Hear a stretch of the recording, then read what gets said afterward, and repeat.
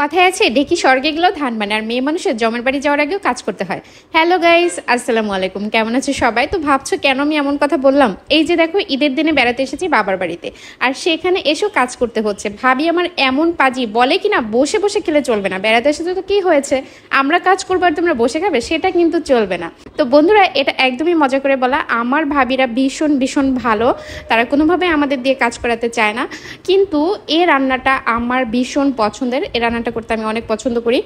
তো আমার বিয়ের অনেক আগে থেকেই কুরবানির ঈদের সময় এই রান্নাটা আমি করে থাকি। মূলত গরুর মস্তক ভুনাটা খেতে যেমন মজা, রান্না করতে আমার ঠিক তেমন ভালো লাগে। এর পেছনে একটা গল্প আছে অবশ্য।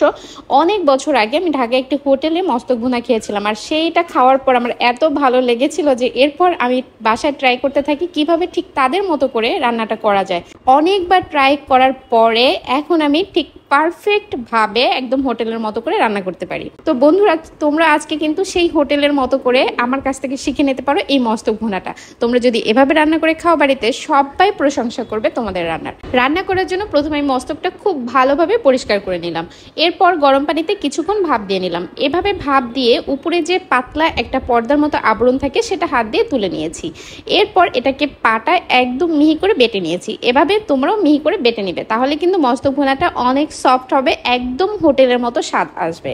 এরপর রান্না করার জন্য কড়াইতে তেল দিয়ে দিলাম, আর মস্তক ভুনাতে একটু বেশি পরিমাণে তেল দিতে হয়। এরপরে এর মধ্যে দিয়ে দিয়েছি পেঁয়াজ কুচি, বেশ খানিকটা পেঁয়াজ কুচি দিয়েছি। এরপর এর মধ্যে দিয়ে দিলাম তেজপাতা, দারচিনি, এলাচ এবং লবঙ্গ। এবার ভালো করে এটাকে একদম বাদামি কালার করে ভেজে নিতে হবে।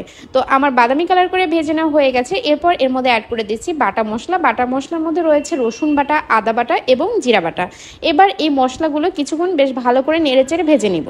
কিছুক্ষণ ভেজে নেওয়ার পর এর মধ্যে অ্যাড করে দিলাম পানি, আর পানিটা দেওয়ার কারণ হচ্ছে মশলাটা যাতে পুড়ে না যায়। এরপর একটু নেড়েচেড়ে এর মধ্যে এক এক করে অন্যান্য উপকরণগুলো দিয়ে দিতে হবে। তো প্রথমে আমি দিয়ে দিলাম লবণ। লবণটা স্বাদ মতো বুঝে শুনে দিতে হবে। এরপর দিয়েছি হলুদের গুঁড়া, দিচ্ছি মরিচের গুঁড়া এবং ধনিয়ার গুঁড়া।